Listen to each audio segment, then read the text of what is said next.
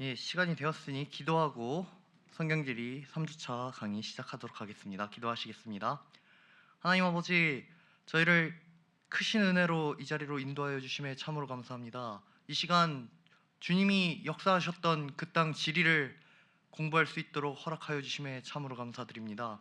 이 시간 저희에게 지혜와 명철을 더하여 주시고 저희가 이 공부를 통하여 더욱더 하나님을 알아가고 더욱더 하나님을 사랑하는 그런 귀한 열매 맺도록 주여 우리를 인도하여 주시옵소서. 감사드리며 예수님의 이름으로 기도드립니다. 아멘. 페이지 31페이지에 민수기부터 우리 함께 보시겠습니다. 오늘 민수기 그리고 신명기를 끝으로 모세오경 마무리하려 합니다. 페이지 31페이지 민수기입니다.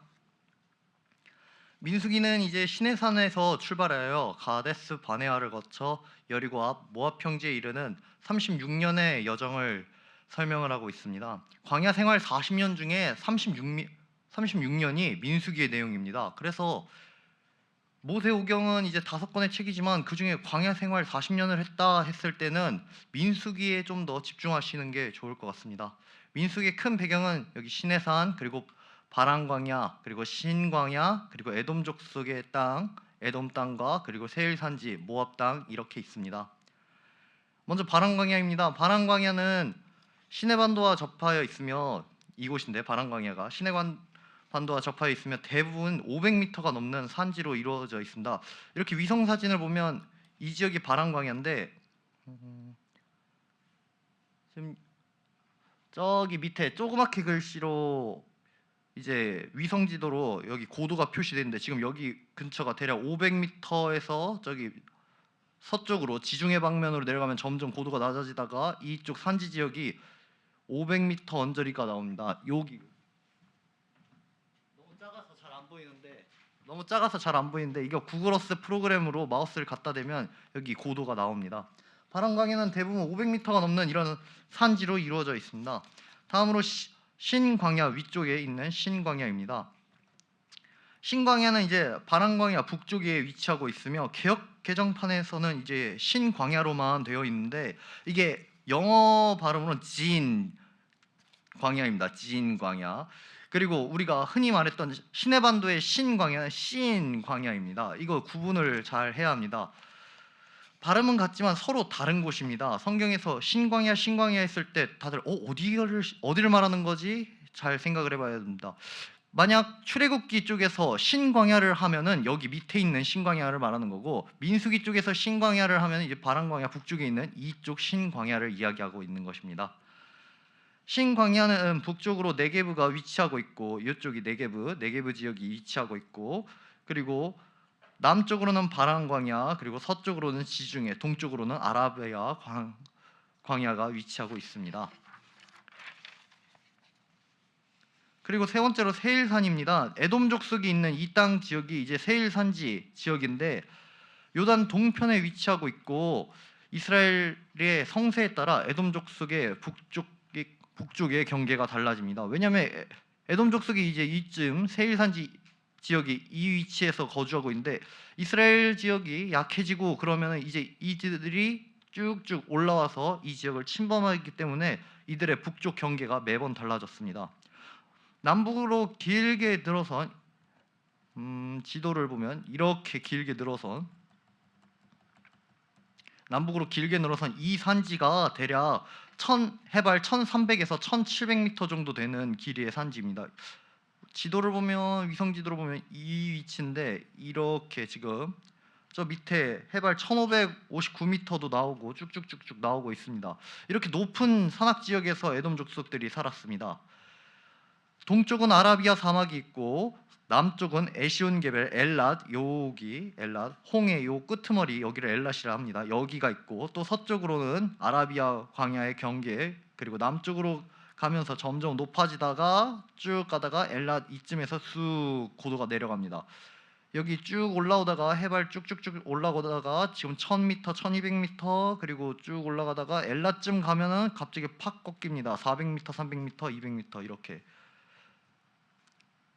즉 에돔 족속의 땅은 여기 세일산을 기준으로 해서 높아졌다가 엘라 쪽으로 가면서 이렇게 내려가는 그런 형태의 산지라고 보시면 되겠습니다. 그리고 다음 신광야, 이쪽 신광야입니다. 마크테시라는 이제 단층의 이동 영향으로 분지가 많은 고원의 광야입니다. 가장 넓은 마크테시 라몬이라는 분지에서는 이제 림몬 베레스라는 해발 1035m로 가장 높은 곳에 분지가 있습니다. 민수기 33장 19절에서 20절에 이 분지에 대해 이렇게 기록하고 있습니다. 제가 읽겠습니다. 민수기 33장입니다. 민수기 33장 19절에서부터 20절. 림마를 떠나 림몬 베레스에 진을 치고 림몬 베레스를 떠나 림나에 진을 치고, 이제 민수기에서 계속 이동하는 이 내용을 적으면서 이 지역의 이름을 언급하고 있습니다. 오아시스의 물은 동쪽과 남동쪽으로 흘러가면서 건천과 광야를 만들었는데, 그로 인해 생긴 광야가 신광야, 이렇게 이쪽에 신광야, 그리고 그다음 남쪽에 이제 바람 광야가 대표적입니다. 거대한 협곡 때문에 이제 사람들이 살기에는 부적합한 땅이었습니다. 그러나 저번 시간에도 말했지만 여기 시내반도를 지나가는 큰 길이 네 갈래가 있었는데, 그 길에 가장 중요한 장소이기 때문에 국제 무역로가 형성되어서 많은 관심을 받았던 땅입니다. 그리고 다음으로 모압 땅입니다. 이제 룻의 후손인 모압 산지는 서쪽 염해와 서쪽에 있는 염해와 그리고 아라비아 사막, 그리고 남쪽에는 세렛강, 여기 세렛강이 있어요. 세렛강, 그리고 북쪽에는 아르논강이 이렇게 위치하고 있습니다. 위성 사진을 보면은 염해가 이렇게 있고 아르논강이라고 해서 여기 산골짜기에 이렇게 강이 하나 있고, 여기가 북쪽 경계, 그리고 남쪽 경계로는 여기 세렛강이라고 이렇게 강이 또 하나 있습니다. 성경에는 이제 자주 모압 북쪽에 여리고 맞은편을 모압 평지라고 부르는데, 사실 모압 평지라고 하니까 모압의 영토인가? 라고 우리가 쉽게 생각할 수 있지만, 모압의 영토라기보다는 모압 쪽으로 가는 평지라고 보는 게 좋습니다. 왜냐면 요단강은 여기 있고 아까 모압 지역은 아르논강을 기준으로 해서 세렛강 이 사이라고 했는데, 모압 평지는, 성경이 말하는 모압 평지는 이 지역입니다. 그래서 여긴 모압 땅이 아닌데 왜 모압 평지라고 하지? 그 이유는 모압으로 가는 길이기 때문에 모압 평지라고 성경이 기록을 하고 있습니다. 민수기 21장 20절에 이렇게 기록되어 있습니다. 민수기 20장 21절입니다. 제가 읽겠습니다. 민수기 21장 20절. 민수기 21장 20절입니다. 바못에서 모압 들에 있는 골짜기에 이르러 광야가 내려다 보이는 비스가 산 꼭대기에 이르렀더라. 22장 1절에서 이렇게 기록되어 있습니다. 이스라엘 자손이 또 길을 떠나 모압 평지에 진을 쳤으니 요단 건너편 곧 여리고 맞은편이더라.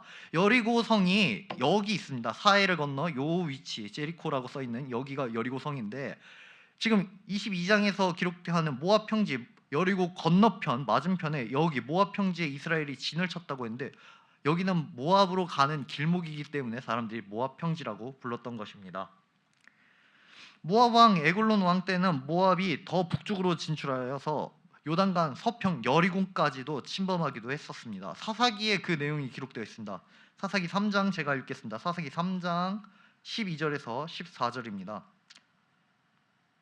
이스라엘 자손이 또 여호와의 목전에 악을 행하니라. 이스라엘 자손이 여호와의 목전에 악을 행함으로 여호와께서 모압 왕 에글론을 강성하게 하사 그들을 대적하게 하심에, 에글론이 암몬과 아말렉 자손들을 모아 가지고 와서 이스라엘을 쳐서 종려나무 성읍을 점령한지라. 이에 이스라엘 자손이 모압 왕 에글론을 18해 동안 섬기니라. 여기 모압에 살던 에글론 왕을 하나님이 강하게 하셨습니다. 모압 왕 에글론 왕은 원래 아르논강 지역까지만 살았던 왕인데, 하나님께서 이 부패한 이스라엘을 공격하게 하사 심판하게 하사 에글론 왕을 강하게 해서 이 아르논강 지역을 넘어서 여리고, 종려나무 성이라고 하는 여리고까지 에글론 왕이 침범하게 하신 것입니다. 지형의 특징은 이제 대체적으로 이 지역의 고도가 높은 지역입니다. 해발 900m 이상의 고원지대입니다. 겨울철에는 이제 풍부한 습기와 포도와 곡식 농사를 잘 되게 해서 좋은 목초지가 됩니다. 성경은 이를 반영해서 모압 왕 메사를 양치는 자라고 묘사를 합니다. 열왕기하 3장 4절에 이렇게 기록되어 있습니다. 제가 읽겠습니다. 열왕기하 3장 4절입니다. 모압 왕 메사는 양을 치는 자라 새끼 양 10만 마리의 털과 순양 10만 마리의 털을 이스라엘 왕에게 바치더니, 이 땅은 이제 목초지가 아주 좋은 땅이죠. 그래서 모압 왕 메사가 그렇게 10만 마리의 새끼 양과 또 순양 10만 마리의 털을 이스라엘 왕에게 바치는 이런 사건을 성경은 기록하고 있습니다. 다음으로 넘어가서 이제 민수기의 스토리를 한번 살펴보겠습니다. 시내산에서부터 이제 민수기가 시작됩니다. 이스라엘이 이제 홍해를 건너 마라를 거쳐 신광야를 거쳐 르비딤을 거쳐 시내산에서 하나님의 율법을 받았습니다. 이제 여기서부터 출발을 합니다. 민수기는 이제 이름이 넘버스라는 이름인데 이 이름에 걸맞게 민수기의 시작과 끝은 인구조사입니다. 1장에서는 1차 인구조사가 있고 그리고 26장 민수기 26장에서는 2차 인구조사가 있습니다. 1차 인구조사는 시내산에서 했고 2차 인구조사는 모압 평지에서 실시되었습니다. 즉 출발하기 전 시내산에서 1차 인구조사가 이루어졌고 또 하나님께서 이스라엘을 인도하사 36년 동안 쭉 이동해서 이렇게 모압 평지에 왔을 때 2차 인구조사가 이루어졌던 것입니다. 1차에서 2차 조사로 가는 동안 이 시기에 출애굽한 20세 이상의 장정들은 거의 죽었습니다. 오직 두 사람 살았죠. 누구랑 누구? 그렇죠. 여호수아와 갈렙은 살고 하나님을 배역했던, 하나님을 원망했던 그들은 다 죽었습니다. 그런데 아니 그러면 그렇게 출애굽한 장정들이 다 죽었으면 인구가 1차 조사 때랑 2차 조사 때랑은 확실히 달라야 될 거 아닐까? 이렇게 생각을 쉽게 할 수 있어요. 왜냐하면 그들이 하나님을 자꾸 원망했고 반역했고 했기 때문에 하나님 그들을 심판했던 장면들이 우리 머리엔 많이 남아 있습니다. 그런데 놀랍게도 1차와 2차 인구조사를 했을 때 인구수의 차이는 1820명밖에 차이가 나지 않습니다. 지파별로 봤을 땐 인구가 증가한 지파도 있고 오히려 인구가 감소한 지파도 있습니다. 즉 하나님께서 이렇게 긴 시간 동안 광야 생활을 이스라엘에게 내리셨지만 그들을 안전하게 지켜 보호하셨다는 것을 우리는 또 볼 수 있습니다. 먼저 1차 인구조사 한번 보시겠습니다. 이렇게가 1차 인구조사입니다. 이 지역. 처음 르우벤 지파입니다. 46,500명으로 시작을 했습니다. 그리고 시몬 59,300명, 갓 45,650명, 유다 74,600명, 이사갈 54,400명, 스불론 57,400명, 에브라임 45,500명, 므낫세 32,200명, 베냐민 35,400명, 단 62,700명, 아셀 41,500명, 납달리 53,400명. 총 합쳐서 12지파의 수는 1차 시내산에서 계수했던 12지파의 수는 60만 3,550명이었습니다. 그런데 이들이 이제 36년의 세월을 걸쳐 하나님의 말씀을 따라 이렇게 모압 평지에 이르렀을 때 인구조사를 다시 해보니 르우벤 지파 46,500명에서 출발해서 줄었습니다. 43,730명이 됐습니다. 총 2,770명이 감소했던 것입니다. 시몬 지파는 굉장히 많이 줄었어요. 59,300명에서 시작을 했는데 22,000명이 되었습니다. 무려 37,100명이라는 숫자가 줄었습니다. 갓지파입니다. 45,650명에서 출발했던 이 갓지파는 45,500명이 도착했습니다. 5,150명이 준 거죠. 여태까지 계속 감소했던 이 이스라엘 지파의 수가 이제 늘어나기 시작합니다. 유다 지파입니다. 74,600명에서 출발했던 유다 지파 작지만 76,500명으로 부흥했습니다. 1,900명 늘어났습니다. 이사갈은 54,400명에서 64,300명으로 9,900명이나 증가했고 그 다음 스불론은 57,400명에서 65,500명으로 3,100명이 증가했습니다. 에브라임 족속은 수가 오히려 줄었습니다. 45,500명에서 32,500명으로 8,000명이 줄었습니다. 므낫세는 32,200명에서 52,700명으로 25,500명이라는 수가 증가했습니다. 가장 많이 증가한 수죠. 베냐민은 35,400명에서 45,600명으로 12,200명이 증가했고 단은 62,700명에서 64,400명으로 1,700명 증가했습니다. 아셀 41,500명에서 53,400명으로 11,900명이 증가했고 납달리 53,400명에서 45,400명으로 8,000명 감소했습니다. 총 두 번째, 모압 평지에서 이스라엘 인구를 조사했을 때 수는 60만 1,730명. 그래서 처음 1차 시내산에서 조사했던 인구에서 모압 평지에서 조사한 인구는 총 1,820명이 줄었습니다. 이 수가 그냥 단순한 숫자네라고 우리가 생각하기에는 쉽지 않은 숫자입니다. 왜냐하면 이스라엘이 그냥 쉬엄쉬엄 겸사겸사 무슨 관광하듯이 이 땅을 지나온 것이 아니라 우리가 민수기를 읽으면은 수많은 어려움들이 있었고 수많은 사건들이 있었습니다.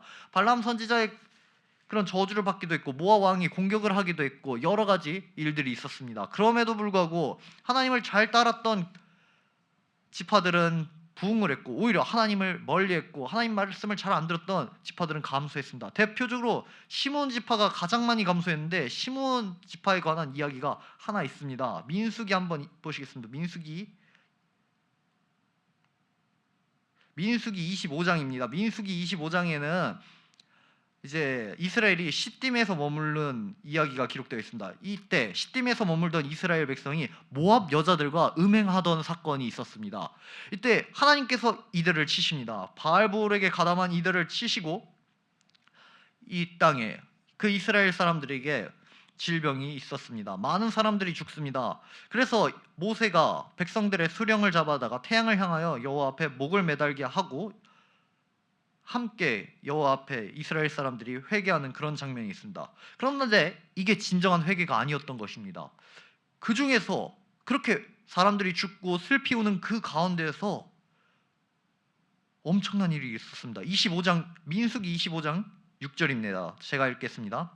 이스라엘 자손이 온 회중이 회막 문에서 울 때 이스라엘 자손 한 사람이 모세와 온 회중의 눈앞에 미디안의 한 여인을 데리고 그의 형제에게로 온지라.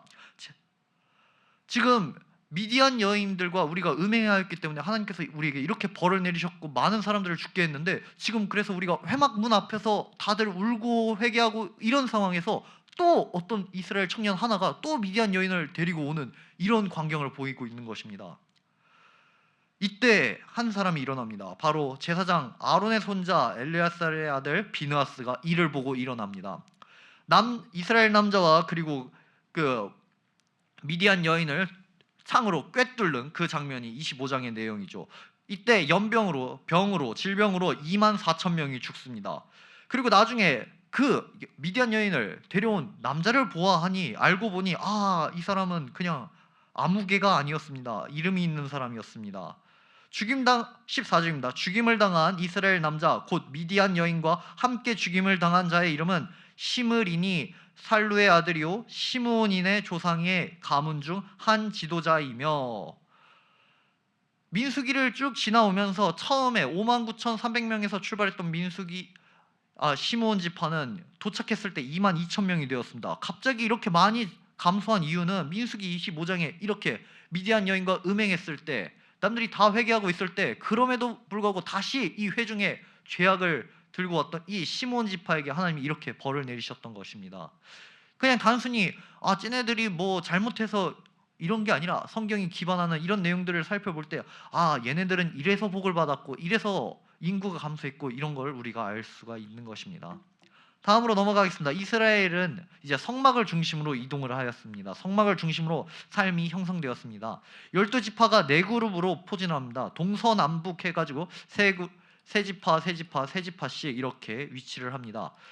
동쪽에 있는 지파입니다. 유다, 이사갈, 스불론입니다. 성막 기준으로 성막에 문이 있는 곳이 동쪽입니다. 이쪽이 동쪽이에요. 이곳에 유다가 있고 이사갈이 있고 스불론이 있습니다. 동쪽이 이쪽이면 여기 뒤쪽은 어디일까요? 동쪽의 반대? 그렇죠. 서쪽엔 이제 베냐민이 있고 므낫세가 있고 에브라임이 있습니다. 우리가 왼편은 북쪽이라고 했죠. 왼편엔 납달리, 아셀, 단이 있었고 그리고 남쪽에는 르우벤, 시몬, 갓이 있었습니다. 그리고 이들 사이엔 레위인들이 지키고 있었습니다. 이들이 함부로 성막 안에 들어가지 못하도록 성막에 접근하지 못하도록 잘 지키고 있었습니다. 이런 모습은 하나님이 중심인 삶을 보여주는 모습입니다. 성막 주변을 레위 지파 그리고 므라리 고핫이 지켰고 성막에서 2,000규빗 약 약 915m 정도 떨어진 위치에서 이렇게 지파들이 살았습니다. 이 정도 떨어진 곳이 915m 정도 되는 길입니다. 이동을 할 때는 그냥 아무렇게나 우르르 간 게 아닙니다. 선착순으로 간 게 아니라 순서가 있었습니다. 이동을 한 순서입니다. 법궤가 가장 먼저 출발을 합니다. 법궤가 구름 기둥과 함께 맨 앞에 서고 성막과 성물이 지파와 함께 움직였습니다. 민수기 14장 14절에 이렇게 기록되어 있습니다. 제가 읽겠습니다. 민수기 14장 14절입니다. 이 땅의 거주민에게 전하리이다. 주 여호와께서 이 백성 중에 계심을 그들도 들었으니 곧 주 여호와께서 대면하여 보이시며 주의 구름이 그들 위에 섰으며 주께서 낮에는 구름 기둥 가운데서 밤에는 불 기둥 가운데서 그들 앞에 행하시는 것이니이다. 여호와의 법궤가 구름 기둥과 낮에는 구름 기둥과 밤에는 불 기둥으로 이들과 함께 이동을 하였습니다.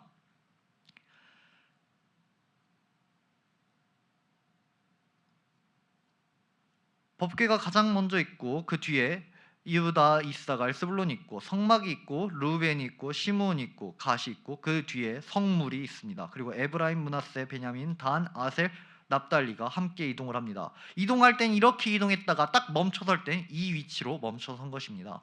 레위 자손은 게르손과 고핫과 므라리입니다. 게르손 자손은 성막 밖에 휘장들과 부대 시설을 책임졌습니다.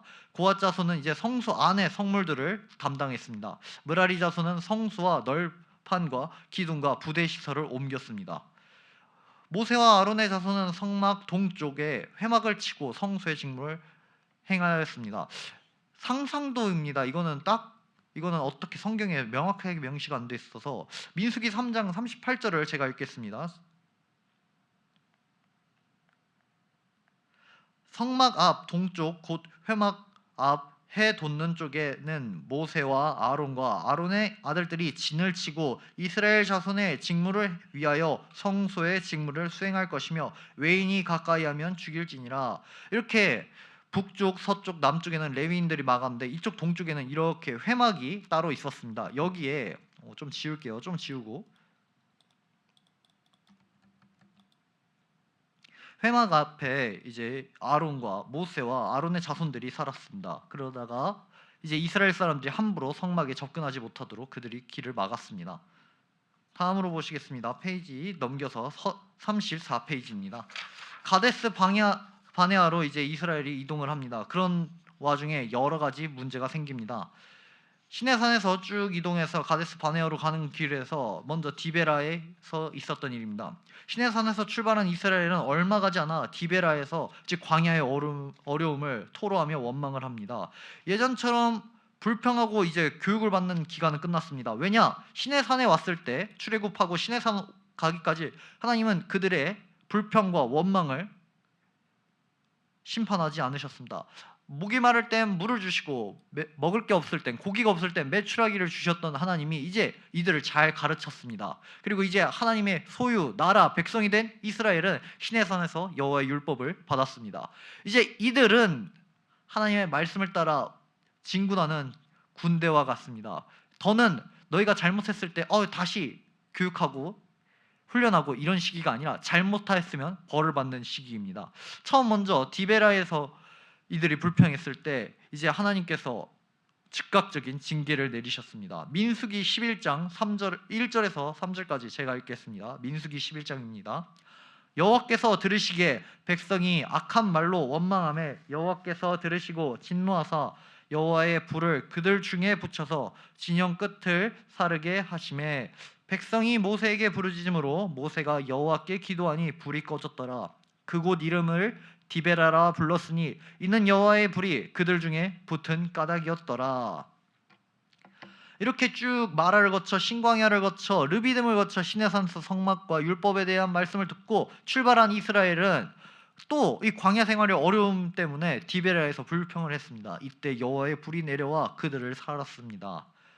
이렇게 살았으면 불이 일어나서 심판받았다는 걸 알았으면 또다시 열심히 우리 그러지 말아야지, 하나님 앞에 겸비하게 성실하게 살아야지 하고 가야 됐는데 또 기브롯 핫다아와에서 또 문제가 생겼습니다. 디베라 다음에 진을 친 장소입니다. 이곳이 기브롯이라는 말은 무덤들이고 하타와는 그 탐욕이라는 히브리어입니다. 즉 그 탐욕의 무덤들이라고 하죠.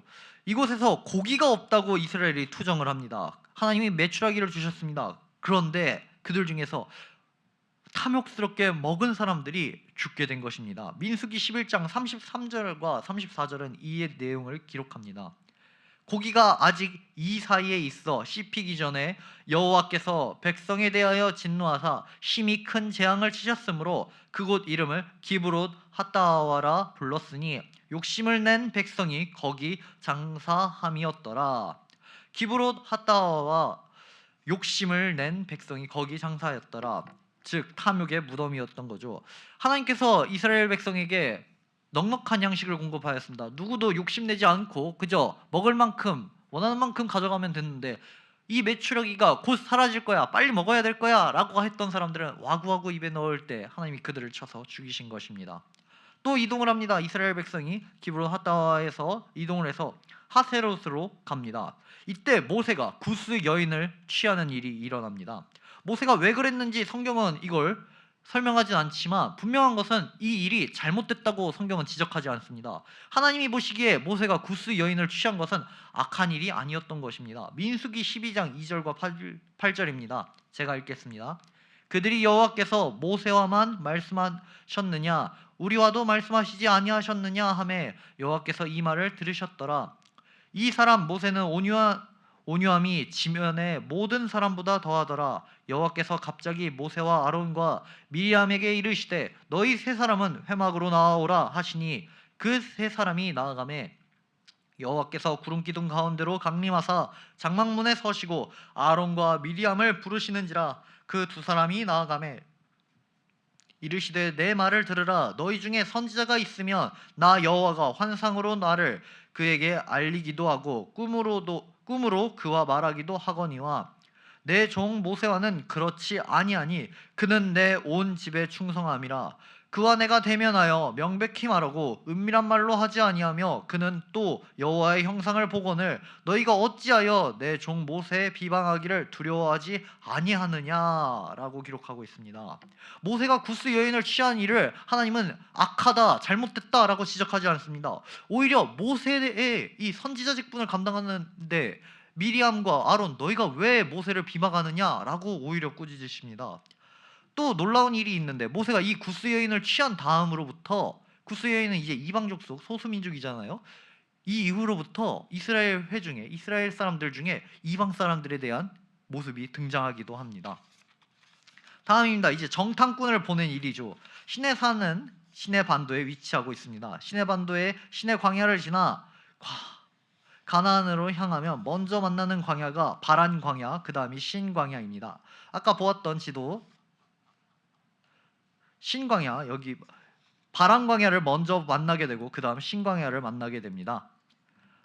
바란 광야와 신 광야 경계에는 이제 이 위치한 곳이 이제 가데스 바네아입니다. 가데스 바네아는 바란 광야의 한 부분으로 불리기도 했습니다. 이곳에서 이제 모세는 가나안에 관한 더 자세한 정보를 얻기 위해 12 정탐꾼들을 이렇게 가나안으로 보냅니다. 일부는 빠르게 수백 킬로미터 떨어진 다메섹 위까지 가고 일부는 헤브론 주위를 둘러보다가 돌아옵니다. 민수기 13장과 14장 그리고 20장, 21장 그리고 신명기 1장과 2장에 이렇게 내용이 기록되어 있습니다. 네게브는 이제 남방이라고 하죠. 유다 산지와 평지 셰펠라의 남쪽 사이에 위치한 지역입니다. 위성 사진을 보면 이제 바란 광야와 신 광야 이 사이 여기 가데스 바네아에서 진을 치고 모세가 12 정탐꾼을 쭉쭉 보냅니다. 그때 여기 광야와 유다 산지 사이에 있는 이쪽이 네게브인데 유다 산지 셀팔라 평지의 남쪽 네게브에서 유다 산지를 처음 오를 때 만나는 도시 이렇게 쭉 와서 여기서 쭉 출발해서 네게브를 거쳐 처음 보는 딱 도시가 바로 헤브론 성입니다. 헤브론은 해발 1000m쯤에 위치하고 과실을 재배하기에 강우량이 충분했습니다. 우리가 첫 시간에 이스라엘 개관하면서 여기 지중해로 지중해에서 비구름이 형성돼서 이렇게 동쪽을 향해 나아갔는데 중간에 높은 산지에 구름이 부딪혀 비가 내린다고 했습니다. 그래서 비가 내린 그곳에 많은 곡식과 포도 열매들이 맺힌다고 했습니다. 헤브론이 바로 그런 땅이었습니다. 헤브론은 이렇게 해발 1000m에 위치한 높은 땅이기 때문에 이 땅에 비가 많이 내렸고 과실을 재배하기 충분한 지역이었습니다. 정탐꾼이 40일간 정탐하고 정탐하러 가는 길은 가데스 바네아에서 네게브 길을 통과해 이렇게 산지로 이동한 길입니다. 이 기간 일부는 빨리 달려서 550km가 넘는 하맛 근처까지 쭉 위로 올라가서 하맛 근처까지 갔고 일부는 헤브론 주변을 정밀하게 정탐하였습니다. 그들은 5월에서 7월에 이르는 기간 동안 정탐을 마치고 정탐 결과를 보고야 합니다. 민수기 13장 25절에서 14장 45절이 그 내용입니다. 우리가 잘 아는 그 내용이죠. 열 정탐꾼이 뭐라 말했죠? 이 땅은 모든 정탐꾼이 공통적으로 말했습니다. 이 땅은 살기 좋은 땅입니다. 근데 열 정탐꾼은 이 땅을 부정적으로 평가합니다. 저들은 거인이고 우리는 메뚜기와 같다. 우리는 절대 못 이길 거야 라고 합니다. 그런데 딱 두 명이 정탐꾼은 하나님을 바라보고 이렇게 말했죠. 뭐라 말했죠? 그렇죠. 그들은 우리의 밥이다. 우리는 그 땅을 취할 것이다 라고 말을 합니다.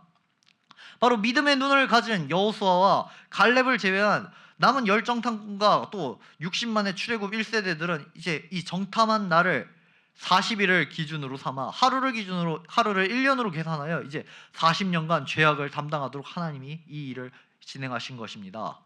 이 사건이 있은 후 15장에서 하나님은 가나안에 들어갈 때 드릴 제사에 대해 말씀하십니다. 옷술이라는 이제 문화를 하나님이 이야기를 하시는데 옷술을 볼 때마다 하나님의 말씀을 기억하라라고 하신 것입니다. 민수기 15장 제가 한번 보겠습니다. 민수기 15장입니다.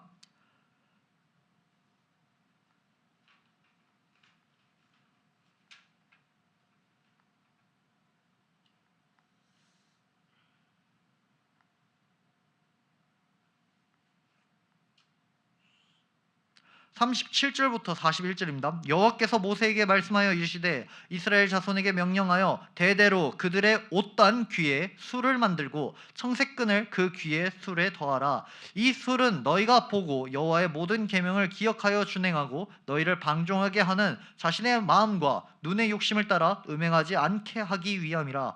그리하여 너희가 내 모든 계명을 기억하고 행하면 너희의 하나님 앞에 거룩하리라. 나는 여호와 너희의 하나님이라. 나는 너희의 하나님이 되려고 너희를 애굽 땅에서 인도해 내었느니라. 나는 여호와 너희의 하나님이라. 하나님께서 민수기 15장에 이렇게 옷술에 대한 내용을 말씀하신 것은 이제 이렇게 자꾸 믿음의 눈으로 보지 않고 이색의 자랑과 안목의 정욕으로 봤던 이스라엘 사람들에게 내가 바로 너희를 애굽에서 인도해낸 하나님이다라는 걸 기억하라고 이렇게 옷깃에 옷술을 달라고 한 것입니다. 신약에서 이제 수가성 여인이 예수님을 보고 유대인이다라고 바로 알아차렸던 것은 예수님 옷에 달려있던 옷술을 보고 알아차렸던 것입니다. 페이지를 넘겨 페이지 36페이지입니다. 모압 평지로 가는 여정입니다. 가나안 입성이 이렇게 곧바로 가야 됐었는데 정탐하고 바로 갔어야 됐었는데 그들이 믿음으로 보지 않기 때문에 그 40일을 40년으로 계산하여 돌게 되었습니다. 가나안 입성이 지연되자 이제 레위 자손의 고라와 르우벤 자손의 다단과 아비람 온이 이제 당을 짓고 모세와 아론에게 대항하는 사건이 있었습니다. 권위에 대한 도전은 이제 공동체 질서뿐만 아니라 하나님이 주신 율법의 신뢰성과 밀접한 관계가 있습니다. 왜냐하면 모세와 아론의 권위에 도전하는 것은 단순히 인간적으로 정치나 권력에 대한 내용이 아니라 이 일을 부여하신 하나님에 대한 도전이기 때문입니다. 고라와 다단과 아비람의 가족은 땅이 갈라져서 재물과 함께 스울에 빠졌고 향로 250개를 만들어 대적한 사람들은 여호와의 불로 불사름 당했습니다. 이에 이스라엘은 모세를 원망하였습니다. 그러자 연병이 돌았고 아론은 급히 향로를 마련해 죽어가는 사람들 사이에 서자 전염병이 그쳤습니다. 이때 1만 4천 명이 죽습니다. 여호와는 당신이 택하여 권위를 부여했음을 보여주기 위해 아론의 지팡이에서 움이 돋고 순이 나고 꽃이 필 뿐 아니라 열매를 맺게 하였습니다. 그래서 아론의 쌍난 지팡이 하면은 우리가 민수기 16장 그 사건을 기억해야 합니다. 그냥 아론의 쌍난 지팡이가 언제 난 거지? 그 시내산 가는 길에 생겼나? 모세가 십계명 받았을 때 이게 아니라 아 열두 정탐꾼의 정탐이 끝나고 이제 모압 평지로 이렇게 삥 돌아가는 그 과정에 생겼구나라고 우리가 기억해야 합니다. 무리바는 두 번 나옵니다. 하나는 시내산 가는 길에 리비딤 바위에서 물이 솟아난 곳을 무리바라고 하고, 또 하나는 이제 모세가 가나안에 들어가지 못하게 된 사건이 일어난 가데스의 물을 지칭합니다. 이 둘 모두 다툼이라는 뜻을 가지고 있습니다. 하나님은 이스라엘을 끝까지 참으셨지만 모세는 이제 혈기를 나타내어 지팡이로 반석을 칩니다. 이는 하나님의 영광이 아니라 자기의 혈기와 영광을 드러낸 것입니다. 이 때문에 모세가 가나안을 눈앞에 두고 입성하지 못하게 된 것입니다.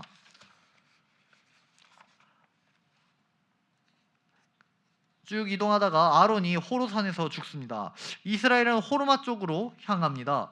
일부 이스라엘 사람들이 이제 무모하게 산지를 공략하다가 실패했던 그곳으로 간 것입니다. 이번에는 이제 모세와 전군이 진격합니다. 아라랏 왕은 군대를 모아 이스라엘을 선제 공격하였으나 패배합니다. 하나님께 드려진 물건을 헤렘이라고 합니다. 아락 군대는 그야말로 제물이 되었습니다. 이 장소를 헤렘의 어근이 같은 호르마라고 지은 것입니다. 아론이 죽었고 이스라엘이 쭉 진군합니다. 산지로 갑니다. 한번 실패했다가 다시 모세와 전군이 함께 진격하였습니다.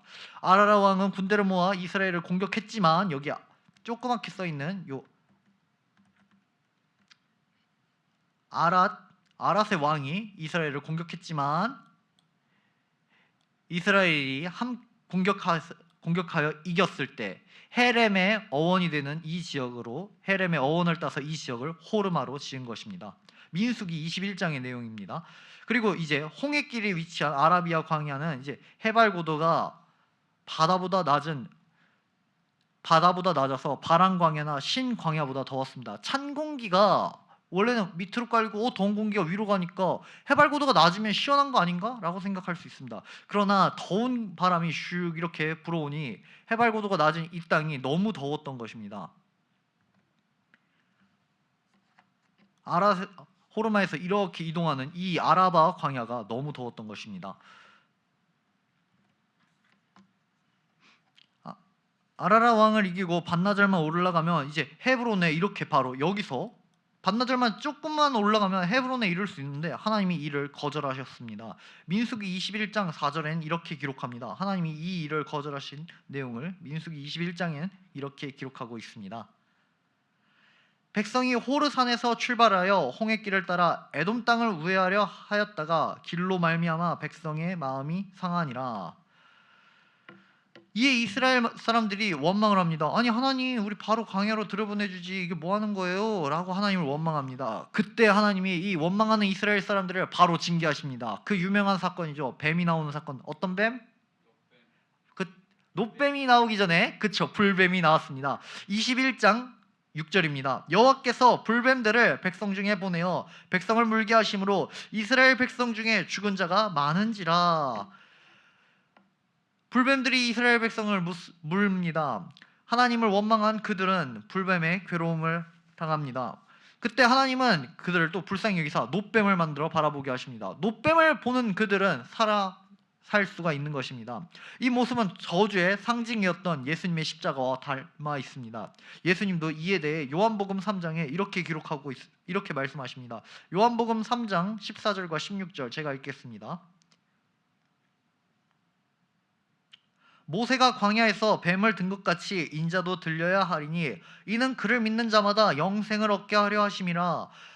하나님이 세상을 이처럼 사랑하사 독생자를 주셨으니 이는 그를 믿는 자마다 멸망하지 않고 영생을 얻게 하려 하심이라. 비록 하나님이 헤브론 길을 열어주지 않았지만 하나님을 원망한 이스라엘 백성들을 하나님은 그들을 싫어해서 열어주지 않은 것이 아닙니다. 하나님은 그들을 사랑하셨습니다. 그런데 이 사랑을 믿지 못하고 신뢰하지 못한 이스라엘이 원망을 하자 불뱀으로 물게 하신 것입니다. 그러나 예수님께서 말씀하셨듯이 하나님은 그들을 사랑해서 다시 놋뱀을 보여주십니다. 뱀 하니까 길이가 대충 어느 정도 될까 궁금할 텐데 불뱀 길이는 대략 12cm 정도 되는 크기입니다. 그렇게 크지가 않아요. 막 우리나라 구렁이처럼 막 엄청 길고 막 1m 되고 그런 아나콘다 그런 게 아니라 대략 자 15cm 자 정도 되는 그 정도 사이즈였습니다. 불뱀이. 노뱀 역시 마찬가지입니다. 노뱀도 막 엄청 큰 노뱀을 만들어서 막 그런 게 아니라 그냥 작은 노뱀을 만들어서 올려 십자가처럼 그렇게 대놓고 있었던 것입니다. 이 노뱀은 이스라엘이 고이고이 간직을 합니다. 그런데 너무 이 노뱀을 보고 아 하나님이 그치 우리가 하나님을 원망했을 때 불뱀으로 우리를 물게 하였고 노뱀을 봐서 우리를 구원하셨지 이걸 기억해야 됐었는데 이스라엘 사람들이 이후에 우시아 왕 때 큰 패단이 있었습니다. 이스라엘 백성들이 남유다 사람들이 노뱀을 숭배했던 사건이 있었습니다. 우시아 왕이 개혁을 할 때 한 가지 놀라운 개혁이 있었는데 노뱀을 부셔버리는 개혁이 있었습니다. 하나님이 만들으려고 하신 그 노뱀을 부수다니 어떻게 그럴 수가 있을까? 우시아 왕은 정확히 하나님을 보았던 것입니다. 우리가 노뱀이건 십자가건 뭐건 어떤 형상이건 이것은 하나님을 가리키는 도구일 뿐이지 우리가 그것을 숭배하면 안 된다라는 것을 우시아 왕은 보여줬던 것입니다. 히스기야 왕 때 절대. 그렇죠. 히스기야 왕 때였나요? 그 전까지는 노뱀이 모세부터 200년 동안 우상. 맞네요. 우시아 왕은 그 전 왕이었네요. 예. 십자가도 우상이 됐어. 맞죠. 우리 기독교인들이 액세서리로 잘 하는 것 중에 하나가 십자가 목걸이에 뭐 십자가 귀걸이 이런 게 있어요. 이게 참 위험한 게 이제 절을 다니시는 분들이나 뭐 이런 분들을 보면은 이제 차 안에 뭐 염주가 있건 뭐가 있건 해요. 약간 그게 있으면 내가 운전할 때 지켜줄 거야. 뭐 보여줄 거야. 어떤 부적처럼 들고 다녀요. 기독교인들이 십자가 뭐 귀걸이 액세서리 하는 거 다 좋은데 그걸 갖고 내가 십자가랑 같이 있으니까 안전할 거야 이렇게 생각하지 않으셨으면 좋아요. 오히려 만약 그 십자가가 하나님이 아니라 그냥 십자가가 나를 구원하겠지라고 생각하지 말고 십자가에 달려 돌아가신 예수 그리스도를 바라봐야 될 것입니다. 노뱀은 그와 같은 역할을 하죠. 맞습니다. 히스기야 왕 때 있었던 일이네요. 이제 이 일이 있은 후 또 일이 일어납니다. 이스라엘은 분원을 거쳐 세렛강으로 들어서면서 요단 동편으로 올라갑니다. 분원을 거쳐 세렛강, 여기가 세렛강인데 세렛강을 거쳐 분원을 걸쳐서 세렛강을 건너 이제 모압 평지로 향합니다. 요단 동편으로 올라온 이스라엘은 이제 가나안 땅에서 볼 수 없었던 깊은 계곡들을 가진 강을 보게 됩니다. 세렛강, 아르논강, 야복강, 야르묵강입니다. 이 강들은 민족의 경계들을 만드는 강이었습니다.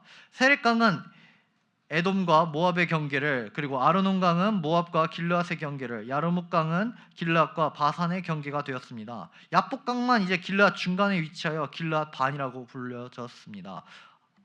지도가 저 위쪽에 있습니다.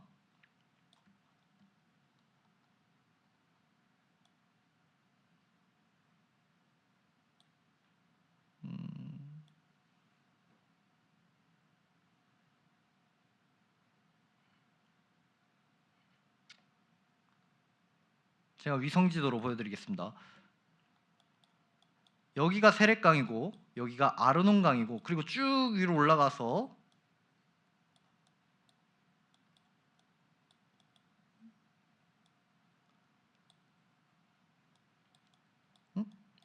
여기가 야복강인데 요 앞에가 야르묵강입니다. 세렛강은 이제 에돔과 모압의 경계를, 그리고 아르논강은 모압과 길르앗의 경계를, 그리고 야르묵강은 길르앗과 바산의 경계가 되었습니다. 근데 이 사이에 야복강만이 가운데 위치해서 길르앗 반이라고 불렸던 것입니다. 세렛강은 신명기 요단 동편으로 들어서는 세렛 시내를 건널 때 애굽에서 나온 지 38년 된 해라고 합니다. 신명기 2장 14절입니다. 제가 읽겠습니다.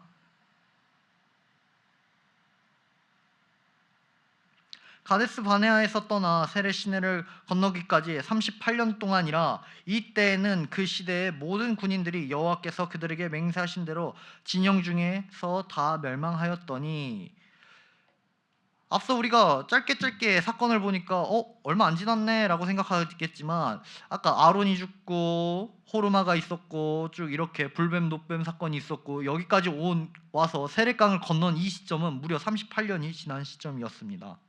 세렛강은 이제 왕국 시대에 여호사밧 연합군이 모압을 칠 때가 되는 배경이 되었고, 엘리사가 거문고에 맞춰 기도할 때 물이 흘러나온 곳도 세렛강이라고 할 수 있습니다. 아르논강은 이제 아하스 에드레이의 위치, 아하스 에드레이까지 쭉 이어지는 강입니다. 헤스본 왕과 바산 왕 요단 동편을 정복하던 그 일이 기록되어 있습니다. 세렛강을 넘으면 이제 이 지역이 모압이지만, 모압이 이제 자신 땅을 통과하는 것을 허락하지 않아서 모압 동편으로 이렇게 둘러서 갔습니다. 이 길은 이제 아라비아 사막과 모압의 경계 지정입니다. 당시엔 사람들이 가기 너무 힘든 길입니다. 결국 아르논강까지 이르러 길르앗을 지나야 했습니다. 길르앗의 헤스본 왕 시온은 이스라엘의 통과를 거절하고 무력으로 답하였습니다. 그러나 이스라엘이 그를 무찌릅니다. 민수기 21장 23절과 24절에 그 승리를 이렇게 기록하고 있습니다. 민수기 21장입니다. 시온이 이스라엘이 자기 영토를 지나감을 용납하지 아니하고 그의 백성을 다 모아 이스라엘을 치러 광야로 나와서 야하스에 이르러 이스라엘을 치므로 이스라엘이 칼날로 그들을 쳐서 무찌르고 그 땅을 아르논에서부터 야복까지 점령하여 암몬 자손에게까지 미치니 암몬 자손의 경계는 견고하더라 라고 기록되어 있습니다. 시온이 패하자 이어서 바산 지역을 다스리던 옥이라는 이름의 왕이 길을 막습니다. 그러나 그 역시 정복을 당합니다. 이스라엘이 이렇게 바산한 옥도 무찌르고 정복을 하니 요단 동편이 이스라엘 땅이 되게 되었습니다. 차지하는 방식은 이후 요단강을 건너 이스라엘이 가나안을 차지할 때까지의 모델이 됩니다. 점령하고 모든 것을 멸절하는 모델이죠. 이게 잔인해 보일 수 있습니다. 오늘날 우리에게 볼 때는. 그러나 이건 잔인한 일이 아닙니다. 왜냐하면 하나님이 심판자가 되어서 이 죄악된 땅을 정결하게 하는 제사장 나라 이스라엘의 임무이기도 합니다. 바산은 옥도 그렇고 또 시혼 왕도 그렇고 그들은 하나님 보시기에 악했던 왕입니다. 하나님이 이스라엘을 통하여 그들을 심판하신 것입니다. 민수기 21장 33절에서 35절입니다. 그들이 돌이켜 바산길로 올라가매 바산한 옥이 그의 백성을 다 거느리고 나와서 그들을 맞아 에드리에에서 싸우려 하는지라.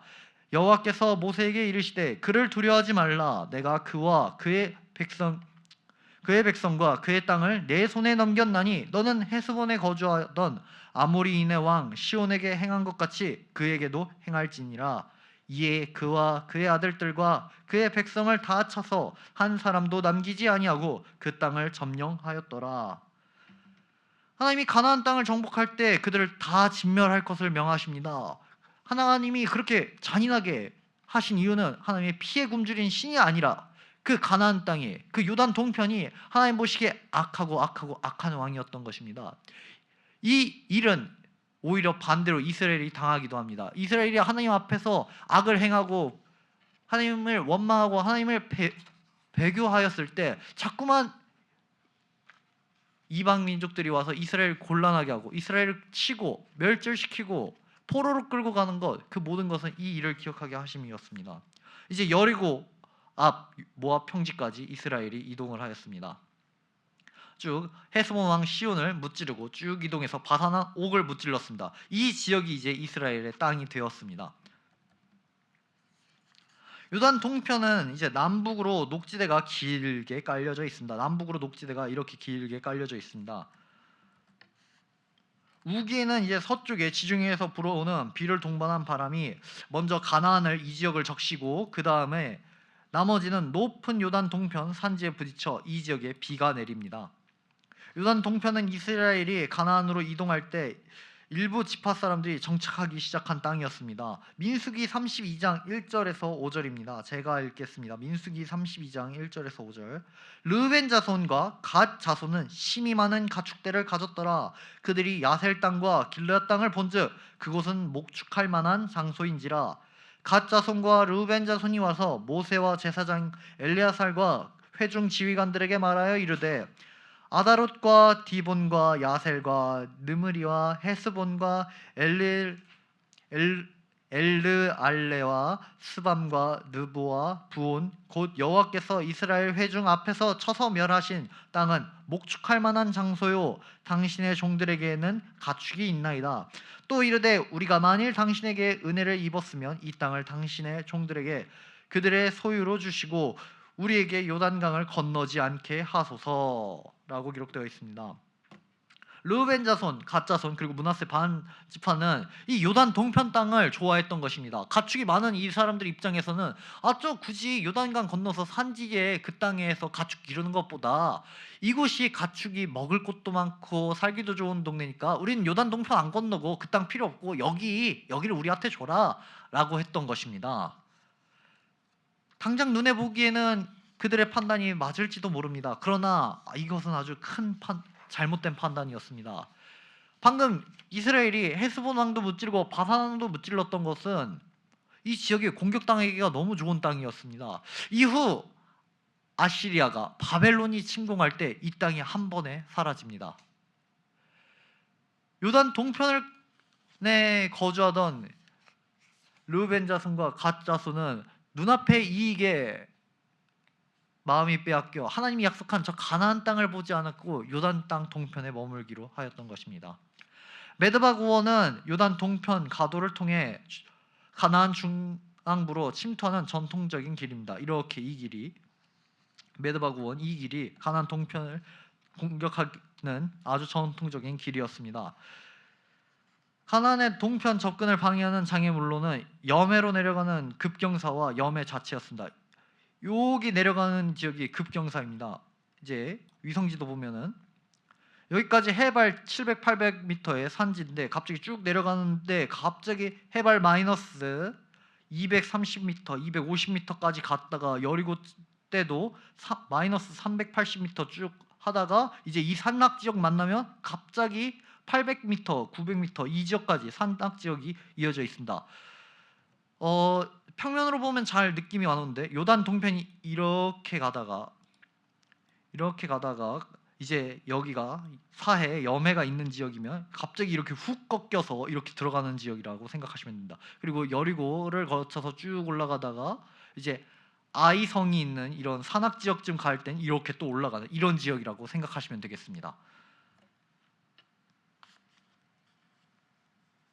최고 높이 400m에 이르는 절벽을 함부로 올라갈 수 없었습니다. 여매가 그냥 우리가 볼 때 뭐 이거 그냥 여기서 배 만들고 쑥 타고 이렇게 가면 될 거 아니야 라고 생각하지만 여기가 높이가 400m쯤 되는 이런 높디 높은 절벽입니다. 아무리 여기서 배 타고 쭉 와도 배가 한 이쯤에 있고 이거 뭐야 어떻게 올라가 하는 그런 지역이었던 것입니다.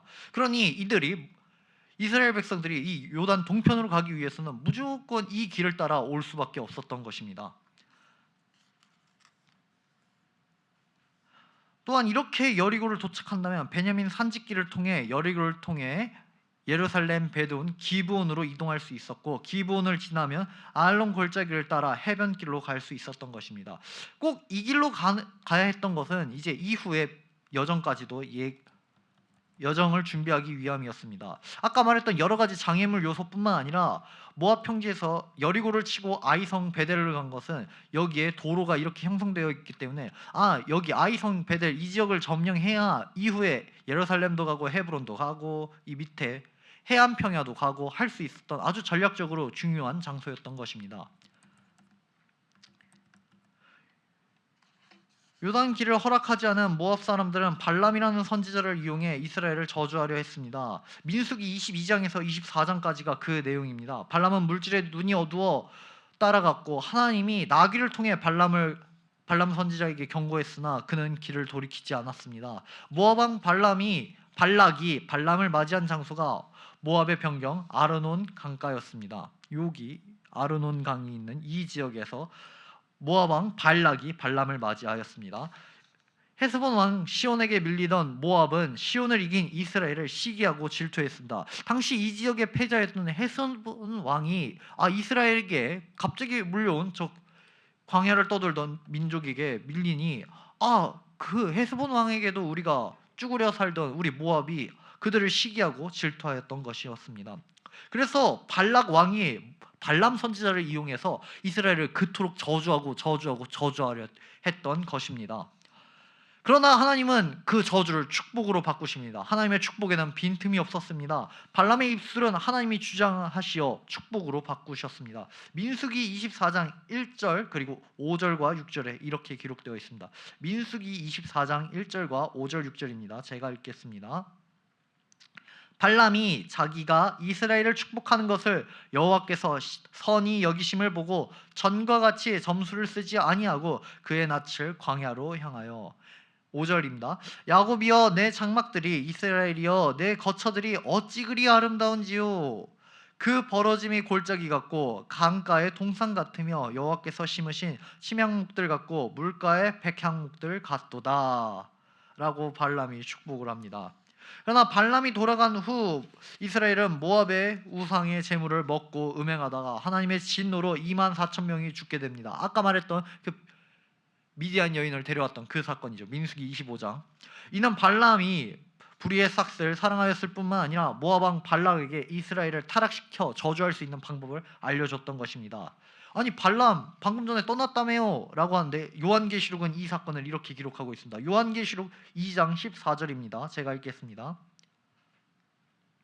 그러나 내게 두어 가지 책망할 것이 있나니 거기 내게 발람의 교훈을 지키는 자들이 있도다.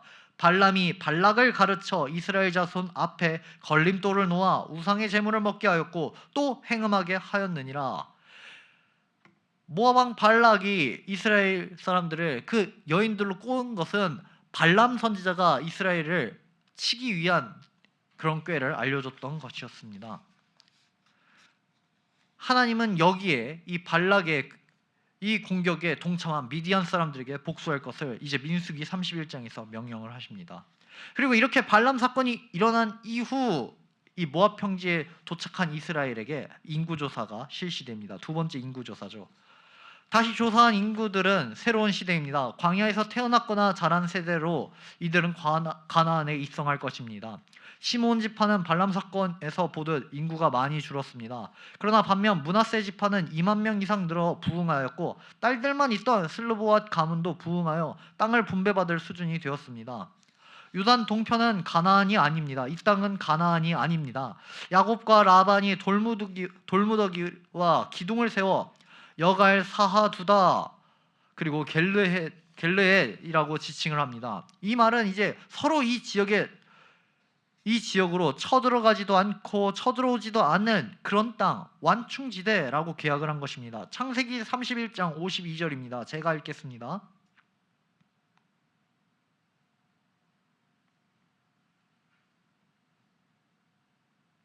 이 무더기가 증거가 되고 이 기둥이 증거가 되나니 내가 이 무더기를 넘어 내게로 가서 해하지 않을 것이요 내가 이 무더기 이 기둥을 넘어 내게로 와서 해하지 아니할 것이라.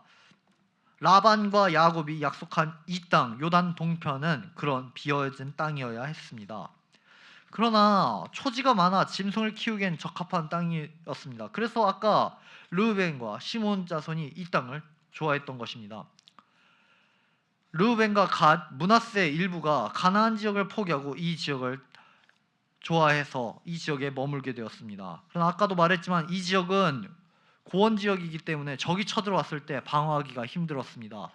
이스라엘이 이 헤스본 왕 시온도 이기고 바산 옥도 이겼던 것처럼 이후에 이제 아수르가 쳐들어오고 바벨론이 쳐들어올 때 이들은 방어를 할 수 없었던 그런 땅이었습니다. 민수기는 이스라엘의 가나안 정복 이야기를 요약한 후 이제 하나님이 주신 땅의 경계를 언급하면서 마무리를 합니다. 이스라엘의 남북 경계는 유브라데 강에서부터 애굽 시내까지입니다. 이 경계는 이스라엘 국기에 잘 표현되어 있습니다. 이스라엘 국기가 이렇게 생겼는데 위에 파란 거, 아래 파란 줄 하나 있죠. 이게 두 강을 상징합니다. 위의 강은 유브라데 강, 그리고 아래 강은 애굽 시내까지입니다. 이스라엘의 진짜 경계는 이렇게 되는 거죠. 이렇게. 그래서 이스라엘이 중동 전쟁을 할 때 이집트까지 싹 정복을 하였지만 이집트에게 땅을 반환했던 것은 우리가 하나님께 받은 약속받은 땅은 여기까지이니까 그 이상의 땅은 그냥 너희 돌려줄게 했던 것입니다. 그렇게 전쟁을 종식하였던 것이고 이 위아래 두 줄은 파란 것은 강을 상징하고 그 가운데 있는 별은 우리가 잘 아는 다윗의 별을 상징합니다. 민수기 34장 3절에서 12절까지는 이 땅 경계에 관해 이렇게 설명을 하고 있습니다. 민수기 34장입니다. 34장 3절에서 12절까지 제가 읽겠습니다. 너희 남쪽은 에돔 곁에 접근한 신광야니 너희의 남쪽 경계는 동쪽으로 염해 끝에서 시작하여 돌아서 아그랍빔 언덕 남쪽에 이르고 신을 지나 가데스 바네아 남쪽에 이르고 또 하사라달을 지나 아스몬에 이르고 아스몬에서 돌아서 애굽 시내를 지나 바다까지 이르느니라. 서쪽 경계는 대해가 경계가 되나니 이는 너희의 서쪽 경계니라. 북쪽 경계는 이러하니 대에서부터 호르산까지 그어라. 호르산에서 그어 하맛어기에 이르러 스닷에 이르고 그 경계가 또 시브론을 지나 하사레난에 이르나니 이는 너희의 북쪽 경계니라. 너희의 동쪽 경계는 하사레난에서 그어 스밤에 이르고 그 경계가 또 스밤에서 리블라로 내려가서 아인 동쪽에 이르고 또 내려가서 긴네렛 동쪽 해변에 이르고 그 경계가 또 요단으로 내려가서 여매에 이르나니 너희 땅의 사방의 경계가 이러하니라. 아멘. 즉 요단 동편 이 땅은 가나안 땅이 아니고 하나님이 약속한 땅이 아니었다는 것입니다. 여기까지가 이스라엘 경계에 관한 내용이었습니다. 다음으로 도피성에 관한 내용입니다. 도피성은 이제 아기가 없이 실수로 사람을 죽인 과실치사자들이 도망칠 도피처였습니다. 기업 물음 제도에 가까운 이제 친척이 타인에게 죽임을 당하면 보복을 하게 되어 있습니다. 아브라함이 룻을 구하려 했던 것은 바로 이런 기업 물음 고엘 때문이었습니다. 실수로 사람을 죽인 사람들은 이런 고엘이라는 피해 보복에서 예외가 됩니다. 민수기는 가나안에 들어갈 때 지킬 법으로서 도피성을 말씀하고 있습니다. 신명기는 이제 요단 동편에서 도피성으로 베셀, 길랄라뭇, 골란을 주었다고 말하고 있습니다. 신명기 4장 43절입니다. 제가 읽겠습니다. 신명기 4장 43절. 하나는 광야 평원에 있는 베셀이라 르우벤 지파를 위한 것이요 하나는 길랏 라못이라 갓 지파를 위한 것이요 하나는 바산 골란이라 므낫세 지파를 위한 것이었더라. 하나님께서는 이 요단 동편에 갓 므낫세 반 그리고 르우벤 지파가 임했던 이 땅에서도 도피성을 주십니다. 그리고 이후 요단 동편을 건너 여호수아는 가나안 정복을 마친 후 갈릴리의 게데스, 세겜, 헤브론을 도피성으로 구별하였습니다. 여호수아 20장 7절입니다. 제가 읽겠습니다. 여호수아 20장 7절.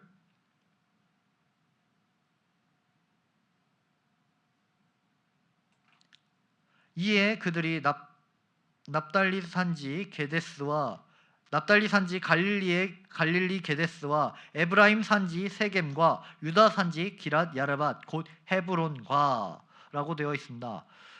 여기서 아까 위에 요단 동편에 있었던 베셀을 제외한 나머지 모든 지역은 대도시였습니다. 도피성으로 피한 사람들은 한평생 그곳에 있는 것이 아니라 대제사장이 살아있을 동안에만 있어야 했습니다. 민수기 35장 25절에선 그 내용을 이렇게 기록하고 있습니다. 민수기 35장 25절입니다. 피를 보복하는 자의 손에서 살인자를 건져내어 그가 피하였던 도피성으로 돌려보낼 것이요 그는 거룩한 기름 부음을 받은 대제사장이 죽기까지 거기 거주할 것이니라. 즉 내가 실수로 사람을 죽였어요. 그래서 도피성 이런 지역으로 이동을 했어요. 근데 당시 살고 있었던 대제사장이 죽기까지 내가 이곳에서 살아야 했어요. 근데 하나님께서 대제사장을 다음날 죽이셨어요. 그럼 나는 자유케 된 겁니다. 근데 어이쿠 내가 도피성으로 간 그날 젊은 대제사장이 위임식을 마쳤네요.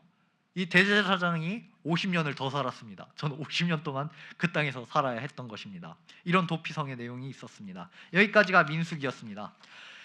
그러나 대제사장은 이제 우리에게는 예수 그리스도입니다. 예수님이 우리를 위해 죽으심으로 우리는 도피성에서 나올 수 있게 된 것입니다. 진정한 자유가 우리에게 임하였던 것입니다.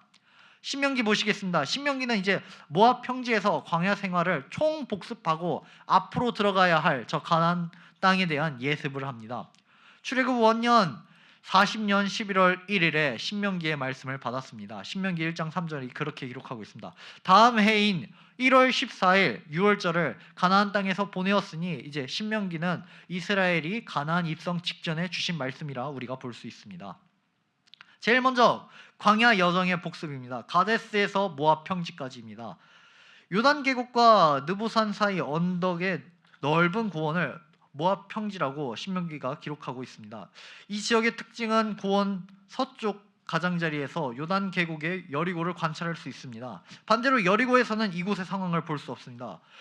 무슨 말이냐 하면은 여리고성이 이렇게 있으면 요단 동편에 이 모압 평지는 약간 위쪽에 있어서 여기서는 이렇게 여리고성을 볼 수 있는데 여리고에서는 이 모압 평지 여기를 볼 수가 없다는 것입니다. 이 평지의 맞은편이 이제 이쪽이 유대 광야입니다. 모압 평지에 정착하는 과정에서 하나님은 정복할 수 있는 지역과 정복해서 안 될 지역을 선별하여 알려주셨습니다. 에서 자손의 땅인 세일산, 에돔과 모압과 암몬은 정복하여서는 안 된다고 합니다.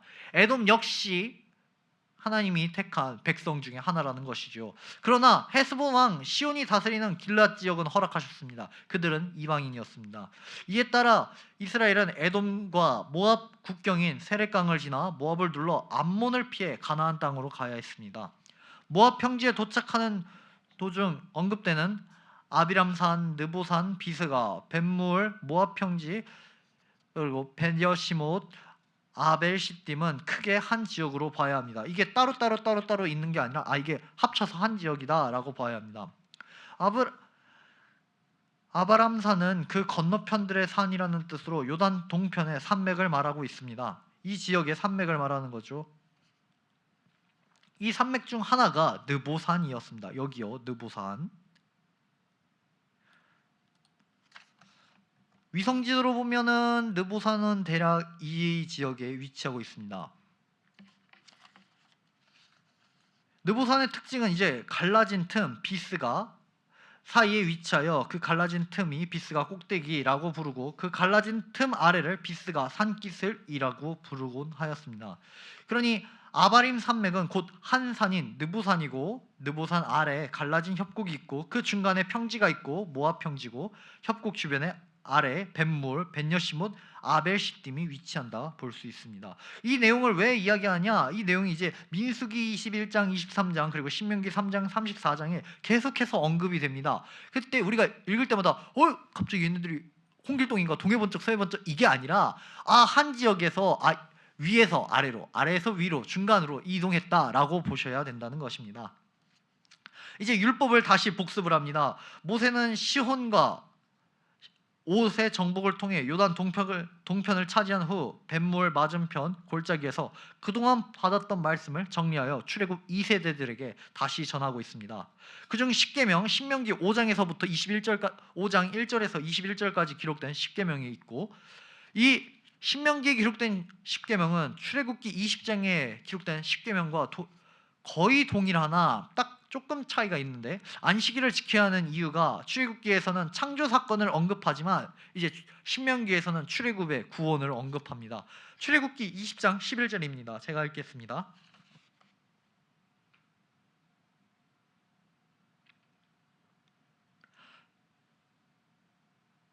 이는 엿새 동안 나 여호와가 하늘과 땅과 바다와 그 가운데 모든 것을 만들고 일곱째 날에 쉬었음이라. 그러므로 나 여호와가 안식일을 복되게 하여 그 날을 거룩하게 하였느니라. 그리고 신명기 5장 15절에서는 이렇게 창조가 아니라 출애굽 구원에 대해 말씀하고 있습니다. 신명기 5장 15절입니다.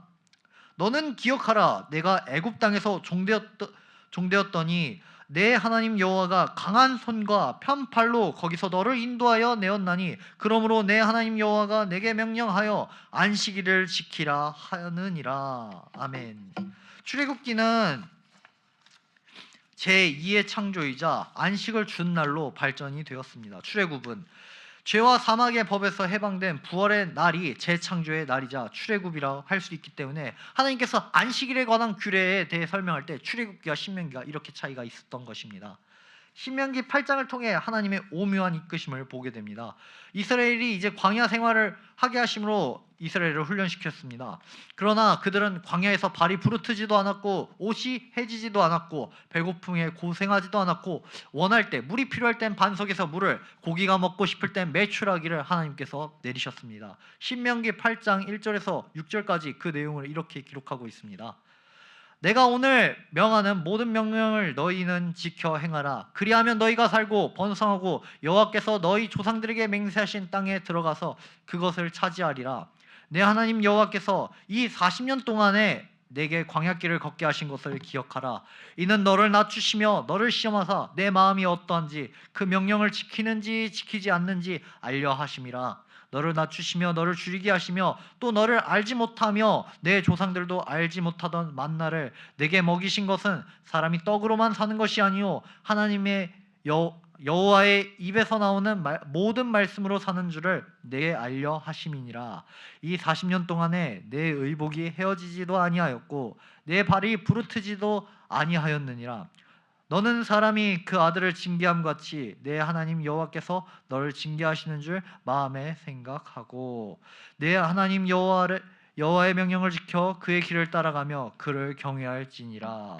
아멘. 하나님께서 그동안 이 광야 생활을 하는 동안 그들을 먹이시고 입히시고 지켜보호하셨습니다. 그러나 그들이 인구조사 2번에 걸쳐서 변동되었던 인구의 변동은 하나님이 그들을 못 지켜서 하나님이 그들에게 필요를 공급하지 못하여서가 아니라 그들 자신의 죄악 때문에 인구가 줄기도 하였고 하나님의 앞에 성결하게 하였기 때문에 부흥하기도 하였던 것입니다. 이제 가나안 땅에 가기 전 이 광야 생활에 복습을 하였다면 이제 앞으로 가야 할 가나안 땅에 대한 예습을 하게 됩니다. 가나안의 광야의 삶을 이야기를 마친 후 이제 장차 도착할 땅에 대한 정보를 신명기 8장 7절에서 10절까지 기록하고 있습니다. 제가 읽겠습니다. 내 하나님 여호와께서 너를 아름다운 땅에 이르게 하시나니 그곳은 골짜기든지 산지든지 시내와 분천과 샘이 흐르고 밀과 보리의 소산지요 포도와 무화과 나무와 석류와 감람나무와 꿀의 소산지라. 내가 먹을 것에 모자람이 없고 내게 아무 부족함이 없는 땅이며 그 땅의 돌은 철이요 산에는 동을 캘 것이라. 내가 먹어서 배부르고 내 하나님 여호와께서 옥토를 내게 주셨으므로 말미암아 그를 찬송하리로다. 가나안 땅의 특징은 이제 가나안 땅은 젖과 꿀이 흐르는 땅입니다. 젖은 목축을, 꿀은 농업을 상징합니다.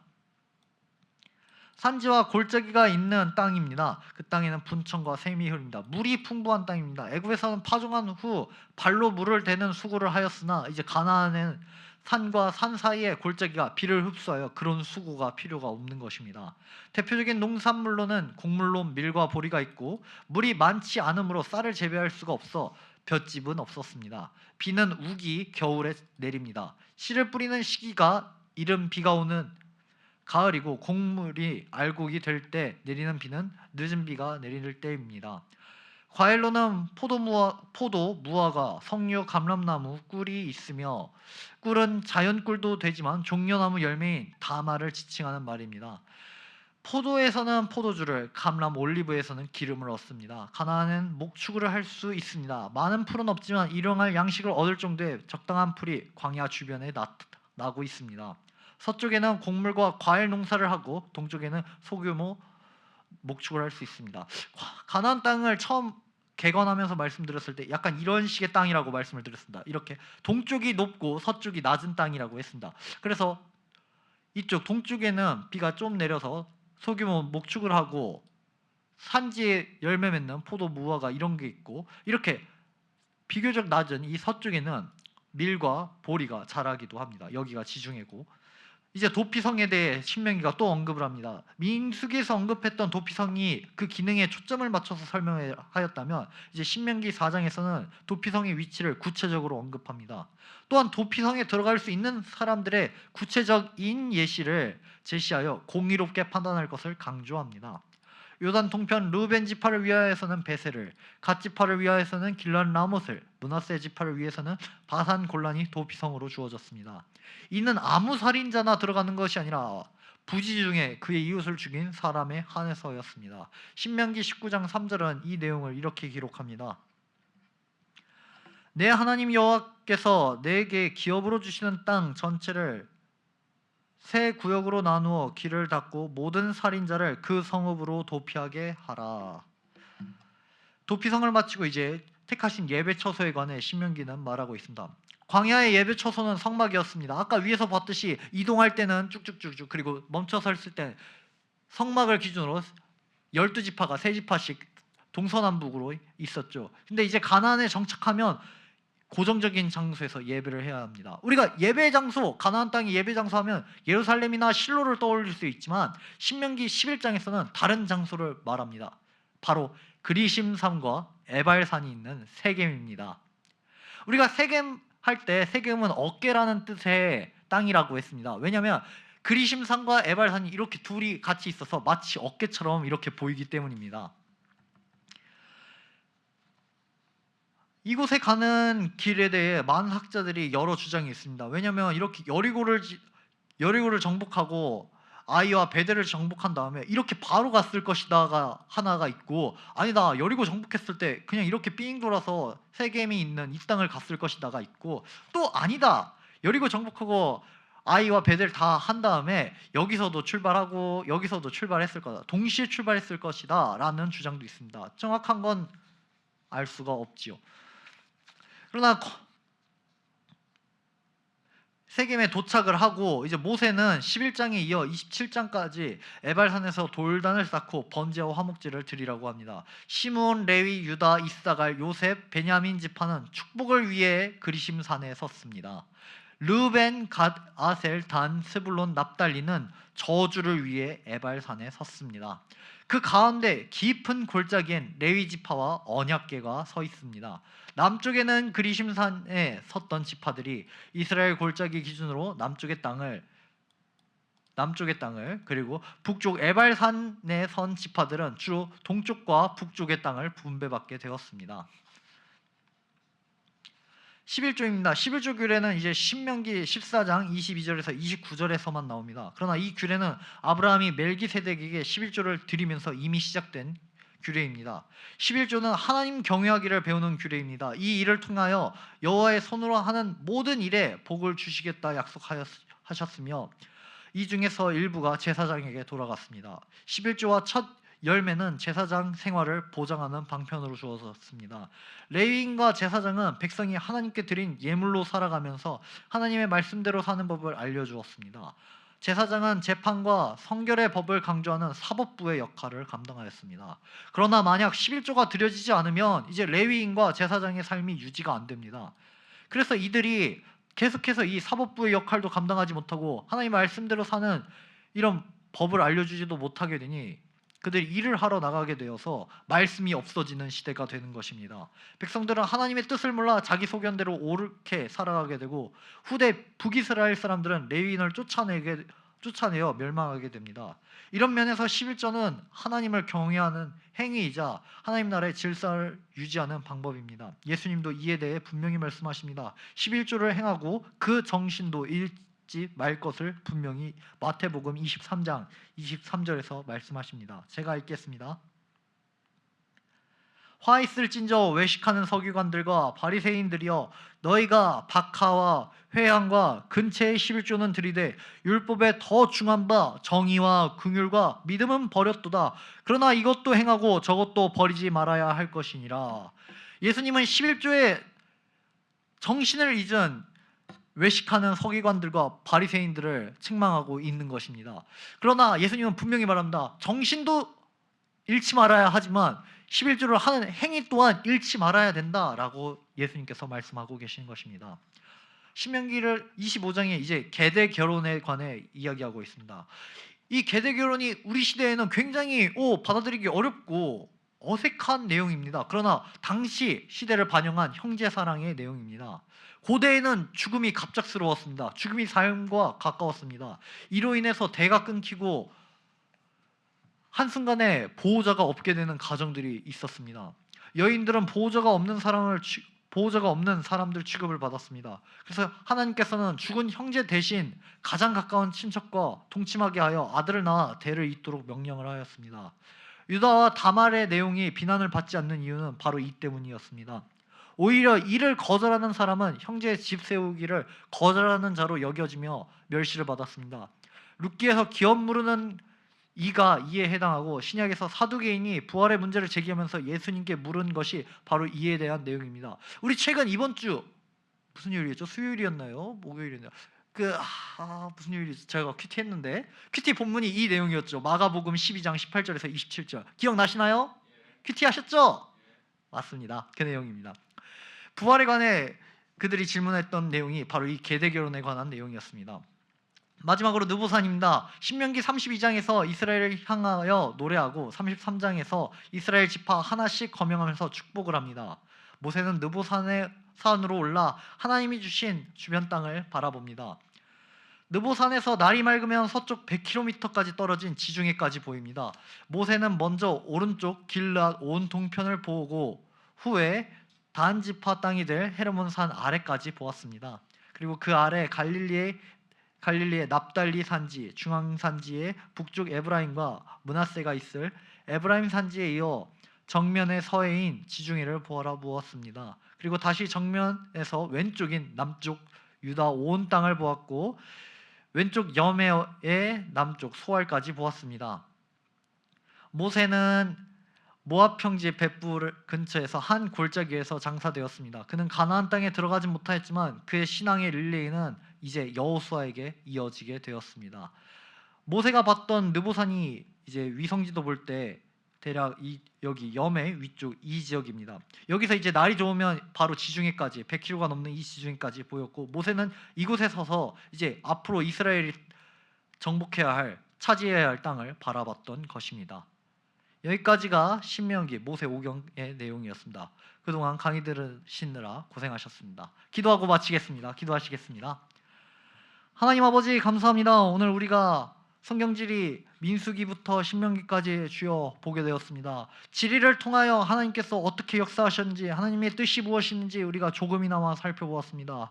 주여 오늘 배웠던 내용들 잊어버리지 않도록 주여 우리에게 지혜와 명철을 더하여 주시고 우리가 배운 내용 복습하여 또 성경을 묵상할 때 이 내용들을 기억하면서 하나님 뜻을 더욱더 알아가게 하여 주시옵소서.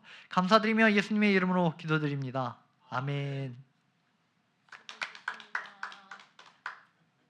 헤르몬산이 백두산. 아니요. 제주도의 한라산. 아니 백두산 높이야. 그래요? 그럼 지난번에 한라산이라고 말씀하셨는데 우리는 1900 5m인가. 한라산 1900이에요? 거기는 2744m. 제주도 한번 가봐야 되겠네요. 지난번에 김 교장로님 얘기하신